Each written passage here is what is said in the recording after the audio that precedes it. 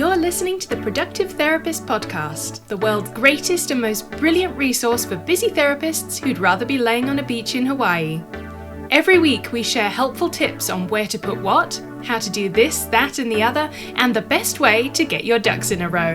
And now here's your host, licensed therapist, head nerd, and productivity Yoda, Uriah Guilford. Hello and welcome to the podcast. This week I want to share with you an article I created for Simple Practice. Most of us become therapists to help people, not necessarily to become genius marketers. In this article that's read by Lucy, my podcast producer, I'm going to share with you how to know when you need help with your marketing, how to find the right help, and how to get the most out of your marketing. Enjoy! When you think about marketing your practice, what feelings come up? Excitement and joy? Or worry, uncertainty and frustration? Identifying your strengths and passions and sticking to them is a critical piece of growing as a therapist in private practice. The feelings you experience when you think about this essential part of running and growing your practice will tell you a lot about how you should approach your overall marketing strategy. Start with identifying your passions. It's an eternal temptation for entrepreneurial therapists to try and do everything themselves, but this only leads in one direction: burnout and poor quality results. You need some kind of marketing plan for your practice, but if you're not passionate about executing it, all those marketing tasks will quickly become a chore and you'll burn out. One way to combat this is to identify your strengths and passions in running your practice, but the other and less considered part of it is outsourcing marketing tasks. There are so many skilled people in the world whose strengths and passions line up with your needs. It's worthwhile if you want to keep your sole focus on your clinical work.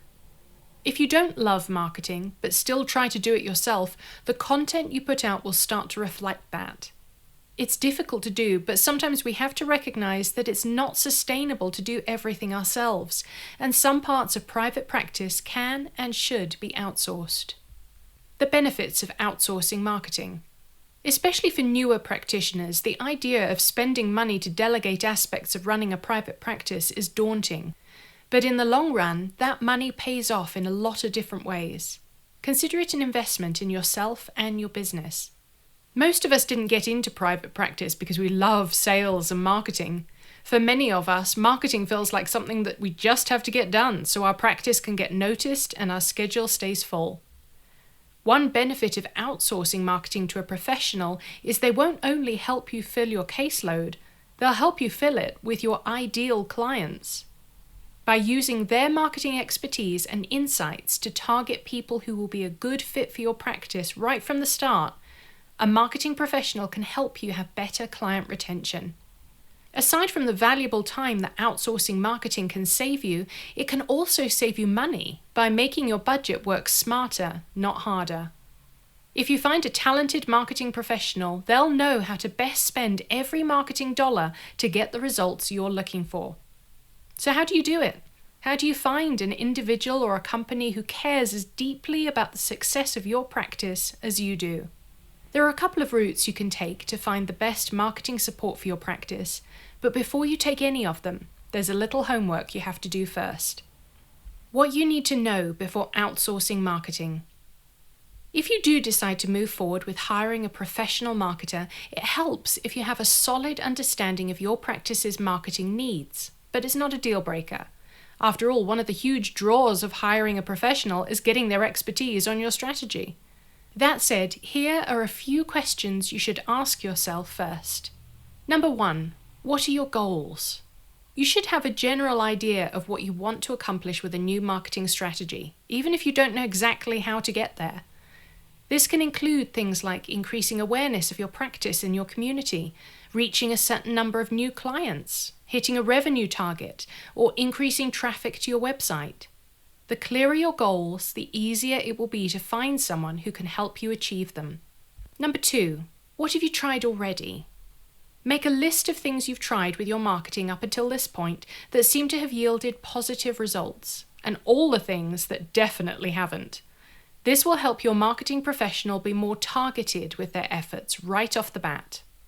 Number 3, what's your brand identity? Who are you? What makes your practice unique? What's your mission? The answers to these questions are vital to any business, and your marketing person won't be able to communicate well and attract your ideal clients without them. It's also never a bad idea to make sure you and your team have clear answers to those questions too. How to find the right marketing support. Once you have a clear idea of your goals and what you'd like to accomplish by outsourcing marketing, you can start the search for a marketing professional. This can be overwhelming, especially if you don't know where to start. So here's a breakdown of where you might find your marketing professional and what to look for in each candidate. Number 1, hire from within. If you run a group practice, it's entirely possible that the best person to handle your marketing is already on your team. This might be one of your clinicians or someone on your administrative team. In my own practice, I was fortunate enough to hire an amazing pre-licensed therapist who also has an MBA and worked for years in marketing before joining my practice. We were excited about the possibilities of working together right away. As you're making hiring decisions for your practice, look for someone who's already interested in marketing. On-paper qualifications matter less than a passion for the craft of marketing. Gaps in knowledge can always be filled in. Gaps in passion and interest can't. Focus on employees who've already taken initiative with marketing projects, make suggestions, and enjoy implementing them. This option might be a good one if you're concerned about budget, or if you're ramping up your practice and it's feasible for one person to do more than one job. If you do take this route, make sure you're staying aware of this person's workload and do periodic check-ins to see if it's time to move up to the next level. Number 2, hire a contractor. Whether you're a solo clinician or in a group practice, there might come a time where your marketing efforts are simply too large to stay internal. In those situations, you can explore hiring a marketing contractor. There are a multitude of skilled freelance marketers who can help you for a reasonable cost. Some of them already have experience in the mental health field, which is a bonus. When you're looking through potential freelancers, look at examples of their past work. Make sure their style and skill level is a good match for your practice. Check their reviews and testimonials as well. You want someone who has been working in marketing for a while and has proof of high-quality work. You'll also want to prioritize freelance marketers who've done work for other private practices. This experience will be extremely helpful as they create material for yours. Number 3, hire a marketing company. Depending on the size and needs of your practice, you might need to pull out all the stops. There are definite benefits to working with a marketing company that has a dedicated team to support you and your practice goals. I've been working with a local marketing company for several years and have had great results, specifically with SEO and Google AdWords services. This is a big decision to make, so make sure you do a thorough vetting process before making any final decisions. Look at how they market themselves and how that aligns with what you want for your practice. Do they come across as fun and interesting, or maybe serious and professional? The way they market themselves says a lot about the style they will bring to your marketing. Make sure they specialize in the specific marketing services you need, whether that's SEO, social media management, digital ads, or web design. If their specialty doesn't match your needs, keep looking until you find one that does. See what they're like to work with and what other people have experienced with them. You can use user-generated review sites like Yelp and Google Reviews for this. The recommendations of your fellow therapists can also be invaluable. Check resources that are focused specifically on services for private practices, like the Productive Therapist Business Directory. A professional from a directory like that will already have an understanding of what private practice needs, saving you time to get them up to speed. How to budget for marketing services. A critical component of outsourcing marketing tasks is making sure you can actually afford to do it. A good place to start is to budget about 4 to 8% of your gross revenue for marketing services.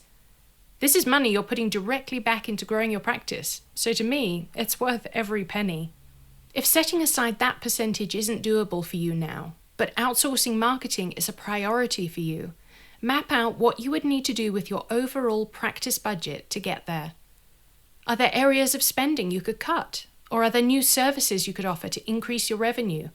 At the same time, many digital marketing companies offer hourly or project-based options that might be a better fit for your budget. You also can outsource part of your marketing to start, your social media presence, for instance, if that service is more affordable, and ramp up to a full agency as your practice and budget grow. Marketing your practice can feel intimidating and daunting, but with the right person at your side, it has the potential to be exciting and effective for letting your ideal clients know about you and your services. Consistent, quality marketing will help you grow your practice and reach your goals and dreams. Thanks so much, Lucy. I hope this episode has given you some ideas that you can use to improve your practice and just your overall quality of life. Thanks so much for joining me, and I'll see you on the next episode.